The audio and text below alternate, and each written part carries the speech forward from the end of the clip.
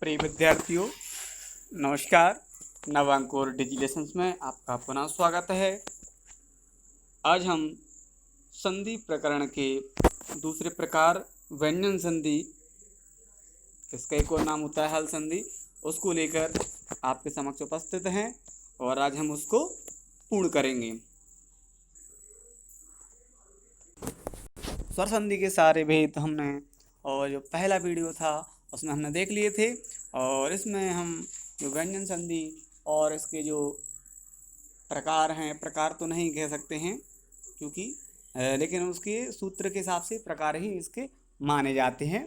ठीक है, तो उनको हम देखेंगे और आप उसको ध्यान से सुनेंगे, समझेंगे। चलिए पहले हम इसकी परिभाषा देख लेते हैं। इसकी परिभाषा क्या है? जो वर्ण स्वर की सहायता से उच्चारित किया जाता है उसे व्यंजन वर्ण कहा जाता है। ये तो आप जानते हैं, और बिना व्यंजन के उच्चारण संभव नहीं होता, ये भी आप जानते हैं। चलिए, तो यहाँ जो इसकी परिभाषा वो समझना मुख्य है। इसमें क्या है?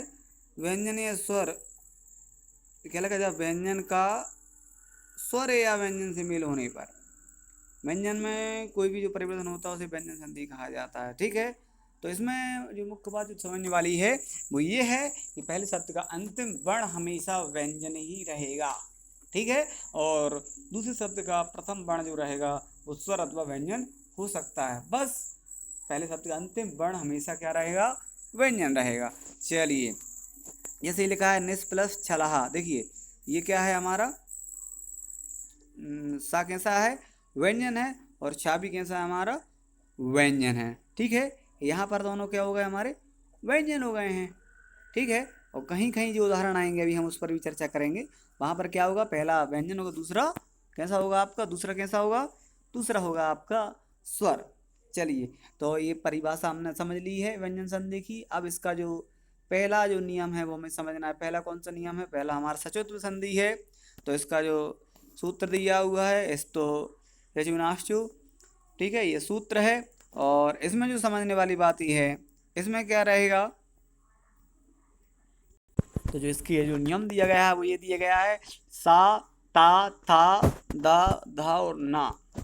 इनमें से अगर कोई सी अक्षर होता है और इनका जब मेल श, चा, छा, जा, झा या वहाँ से होता है, ठीक है ना, तो ये क्या होंगे? इनमें परिवर्तन होगा। किस प्रकार का परिवर्तन होगा? जैसे देखिए ये जो सा रहेगा, सा किस में बदलेगा आपका?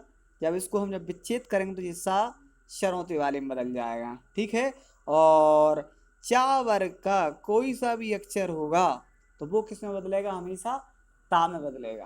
किस में बदलेगा? ता में बदलेगा। देखिए जैसे लिखा है सच्चरितम, तो ये सत प्लस चरितम बदल गया कि नहीं बदला? जो आधा चा रहा वो हमारा किस में बदल गया? ता में बदल गया कि नहीं बदल गया? सच्चित, ये भी सत प्लस चित बदला कि नहीं बदला आपका? उज्ज्वला, ये भी आपका किस में बदल गया? इसी में बदल गया। ठीक है, और उच्चारण में भी उत प्लस चारण बदल गया।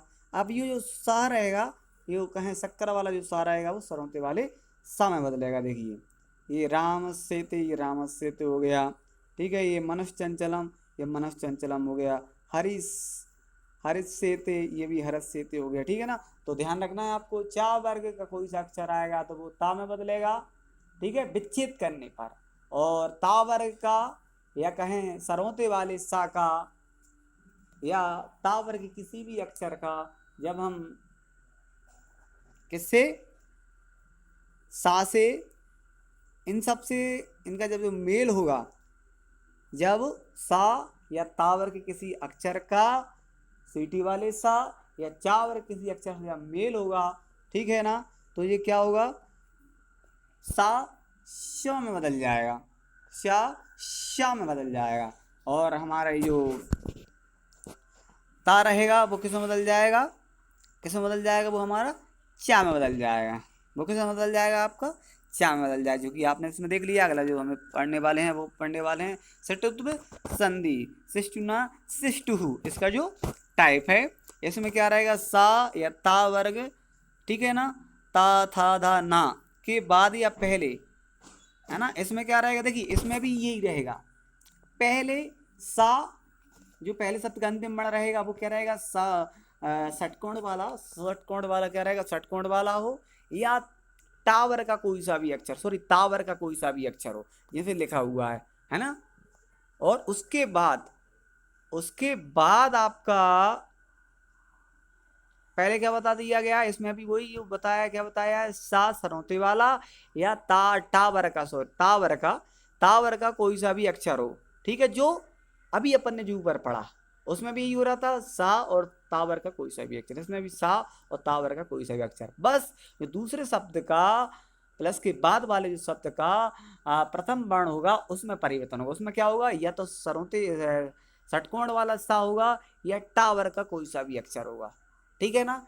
इनका ये थोड़ा परिवर्तन हो गया है। देखिए यहाँ पे जो बताया गया, सा ता था धा ना का सा ट ठ ड ढ़ ना, इन सब से मिलेंगे, इन सब की संधि होना है, ठीक है।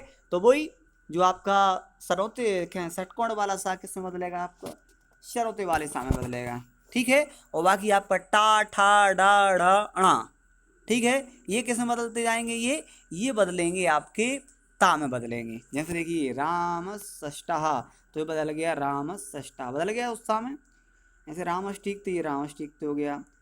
तट्टिकः, तत् प्लस टीका, उड्डयनम, उत प्लस डयनम। देखिए इसका जो उड्डयनम लिखा हुआ है इसका और संधि विच्छेद करेंगे इसका उत का, तो ये ता जो दा है हमारा, वो यहाँ पर भी वो वर्ग का तीसरा नियम लग जाएगा। जिस वर्ग का तीसरा अक्षर आ रहा होता है, जब विच्छेद करते हैं तो उसी वर्ग के प्रथम अक्षर में बदल जाता है। तो उसका और संधि विच्छेद करेंगे तो क्या बनेगा, इसका उत प्लस डयनम, ठीक है ना। तो ये भी सही है, और इसका और भी संधि विच्छेद करें तो क्या बनेगा, उत प्लस डयनम। चलिए आगे बढ़ते हैं। अगला क्या लिखा है, हर्ष टीकते, क्या हो गया, हर्ष टीकते, यत टीका, यत प्लस टीका, और कहें ये क्या है हमारा, ये क्या लगा हुआ है हमारा, आकृष्टः, आकृष्ट प्लस ता। अब यहाँ लग रहा होगा आपको क्या हो गया कि जो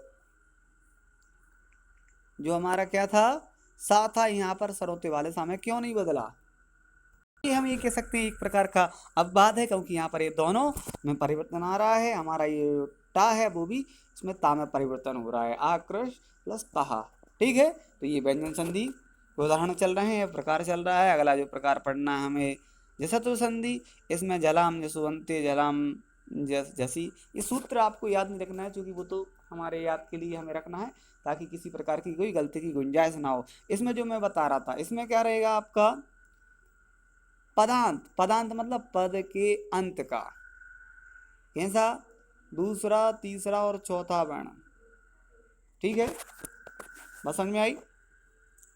का जब स्वर से मेल होगा, ठीक है, किससे होगा, स्वर से मेल होगा, तो वो किस में बदलेगा, आपका किस में बदलेगा, वो आपका बदल जाएगा तीसरे वर्ण में बदल जाएगा। जिस वर्ग का तीसरा अक्षर होगा, या जिस वर्ग का पहला दूसरा या चौथा, जिस वर्ग का दूसरा तीसरा या चौथा वर्ण होगा, उसका जब स्वर के वर्ण के साथ मेल होगा तो वो किस में बदल जाएगा, वो उसी वर्ग के तीसरे में। देखिए पहले तो एक बात जो मैंने आपको बताई थी, व्यंजन संधि में क्या रहता है, पहले शब्द का अंतिम वर्ण व्यंजन, दूसरा स्वर हो सकता है। देखिए इसमें स्वर है ई, इसमें देखिए व्यंजन और ये व्यंजन, कभी व्यंजन व्यंजन हो सकते हैं, कभी व्यंजन और स्वर होंगे, लेकिन पहले शब्द का अंतिम वर्ण व्यंजन रहेगा, ठीक है, क्योंकि व्यंजन संधि तभी होती है। तो यहाँ हो गया ना आपका, देखिए ता है, ता है, ये दावर का तीसरा है, पहला अक्षर है, तो देखिए इधर आगे जगदीशा, दा तीसरा वर्ग हो गया, टा का तीसरा वर्ग क्या होता है, डा, ये हो गया सर दर्शनम, का तीसरा गा, ये हो गया गा, ये दा हो गया, ये का है, इसका एक गा हो गया, ये पा है, इसका बा हो गया, ये चा है, चावर का तीसरा जा हो गया, ये ता है, ये दा हो गया, हो रहा है कि नहीं हो रहा है, अप है, पा है, ये वाह हो गया, और ये ता है, ये आपका दा हो गया। चल रहा है कि नहीं चल रहा है। बस देखिए जिस वर्ग का तीसरा अक्षर आएगा जब विच्छेद करेंगे तो वही उसी वर्ग के किस में बदल जाएगा, आपके प्रथम वर्ण में बदल जाएगा, जिस वर्ग का आ रहा होगा, ठीक है। इनका नियम देख लिया ना आपका, प्रथम द्वितीय तृतीय और चतुर्थ वर्ण का जब स्वर वर्ण से मेल होगा तो वो कौन सा वर्ण आएगा, जब मेल करेंगे तो तीसरा वर्ण आएगा, पहले दूसरे तीसरे चौथे वर्ण का जब स्वर से मेल होगा, ठीक है ना, तो समझना ना आपको उसको तीसरे वर्ण में बदलना है। चलिए इसका हम आगे बढ़ते हैं। अगला जो प्रकार है इसका जो एक और रूप है वो क्या है इसमें, प्रथम द्वितीय तृतीय चतुर्थ। देखिए प्रथम द्वितीय तृतीय चतुर्थ ये तो उस वाले में ही थे जो पद के अंत में आ रहे थे, लेकिन इसमें उसमें क्या हो रहा था, प्लस के बाद जो दूसरा वर्ण मिल रहा था, या कहें दूसरे शब्द का प्रथम वर्ण मिल रहा था, वो कैसा मिल रहा था, स्वर मिल रहा था। इसमें क्या हो रहा है, इसमें तीसरा वर्ण ही आएगा या चतुर्थ वर्ण आएगा। इसे ये लिखा है वृद्ध वृद्ध वृद्ध प्लस ध, तो वृद्धः बन गया, ठीक है ना।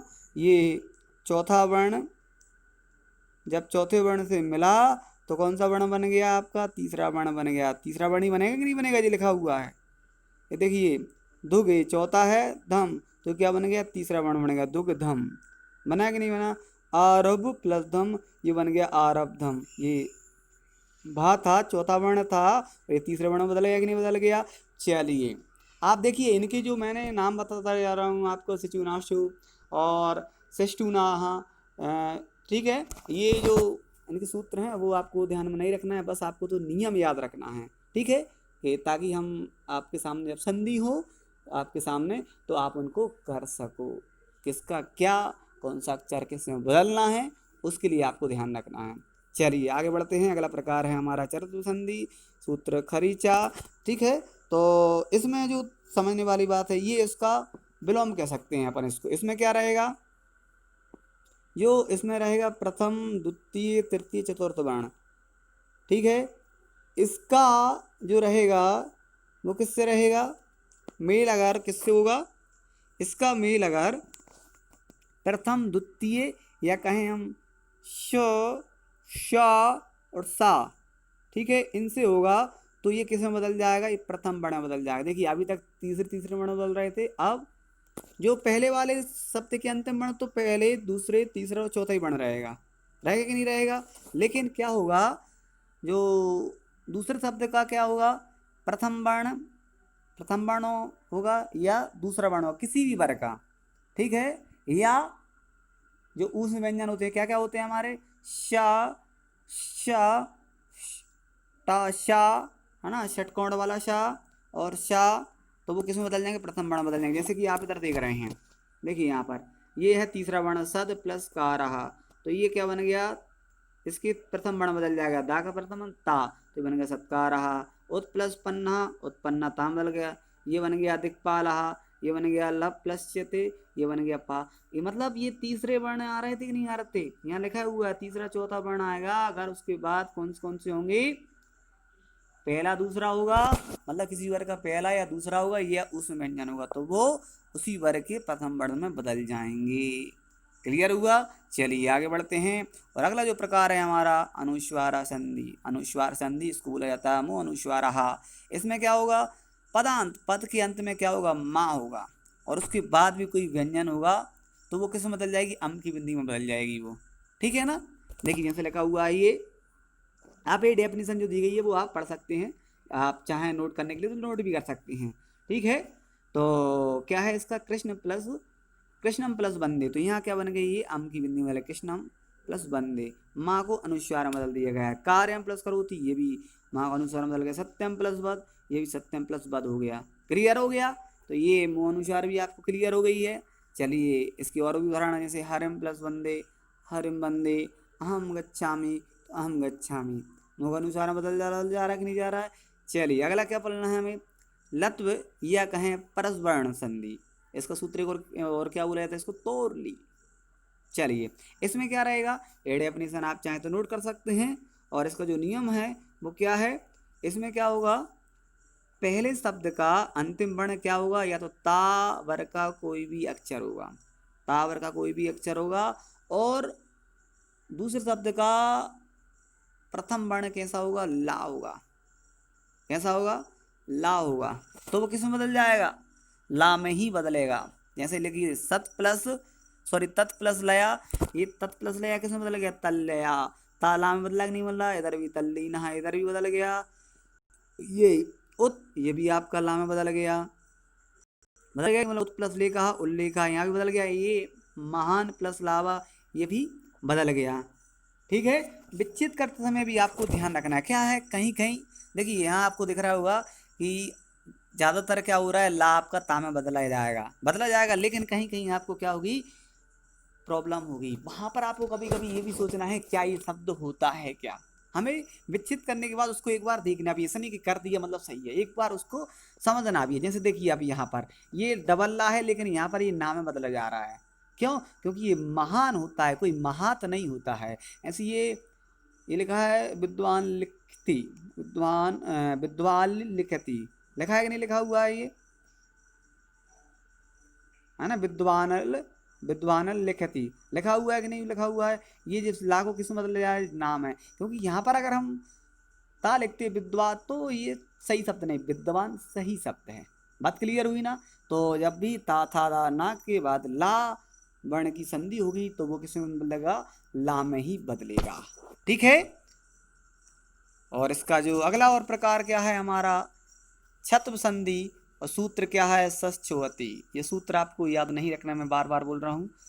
ठीक है, अगर रख लेते हैं तो और अच्छी बात है, उससे क्या है आपको और अच्छे से याद हो जाएगा, प्लस कभी गलती करने की गुंजाइश नहीं होगी। ठीक है। तो इसका क्या ध्यान रखना है, इसमें क्या होगा आपका प्रथम द्वितीय तृतीय चतुर्थ वर्ण होगा। ठीक है। इसका मेल कैसा होगा, इसका जो पदांत होगा, चलिए इसमें क्या रहेगा हमारा, इसमें रहेगा प्रथम द्वितीय तृतीय चतुर्थ वर्ण। ठीक है। जब इसका किससे जोड़ा जाएगा, दूसरे शब्द का प्रथम वर्ण कैसा होगा, सा होगा। ठीक है। ठीक है, या कोई स्वर होगा, या वा रा और हा। जैसे सत प्लस से बहा तो बन गया तच्छ बहा। मतलब जो ता रहेगा वो हमारा हमेशा किस में बदलने वाला है, चा में बदलेगा। किस में बदलेगा, वो चा में बदलेगा। और जो हमारा सा रहेगा, है ना, श रहेगा, जो हमारा श रहेगा वो हमारा छा में बदलेगा। ठीक है। और कहीं कहीं हमारा जो कहें यहाँ पर ये देखिए, ये तो कहना सर आपने बता दिया, लेकिन अगर विच्छेद करने में बड़ी दिक्कत आने वाली है। वो दिक्कत कहीं नहीं आएगी, बस दिक्कत आपको बस यही ध्यान रखना है कि जो विच्छेद करेंगे तब ता जो चा रहेगा वो हमेशा ता में बदलेगा। ठीक है। इसमें ता में किस में बदलेगा, ता में बदलेगा। बस अकेले जो छा है कहीं कहीं आपका सा में बदलेगा और कहीं कहीं आपका सरा में बदलेगा। वो सरा में कहाँ बदलेगा, जब जहाँ जैसे ये लिखा हुआ है तत्श्रुतवा, तत्श्रुतवा। जब भी छा के साथ री आएगी, क्या आएगी, ये ट्री वाला जो पहले अपन पढ़ते थे, ट्री वाला ये र कहें री लगी रहेगी। ठीक है ना। तो वहाँ सा में ना बदल के किस में बदलेगा, सरा में बदलेगा। ठीक है ना, ये बदल गया ना, तत् प्लस श्रुतवा और एतत् शांतम। ठीक है ना। ये तो आपका चा है, देखिए चा सभी जगह ता में ही बदला है, बस छा आपका श में बदला है, बस अकेला यहाँ पर ही आपका सरा में बदल गया। तो बात क्लियर है। तो आपको बस ध्यान रखना है, वही मैं कह रहा हूँ, आपको सूत्र आप भूल जाओ कोई बात नहीं, लेकिन बस ये कि जो नियम याद रखना है आपको। ठीक है। चलिए आगे बढ़ते हैं हम। तो इस प्रकार ये व्यंजन संधि हमारी यही पूर्ण होती है। और अगली वीडियो के साथ अगले पार्ट इसका जो विसर्ग संधि और जो शेष रह गई है उसको भी हम जल्दी पूर्ण करने वाले हैं। तो ये वीडियो कैसी लगी आपको कमेंट करके ज़रूर बताएं। धन्यवाद।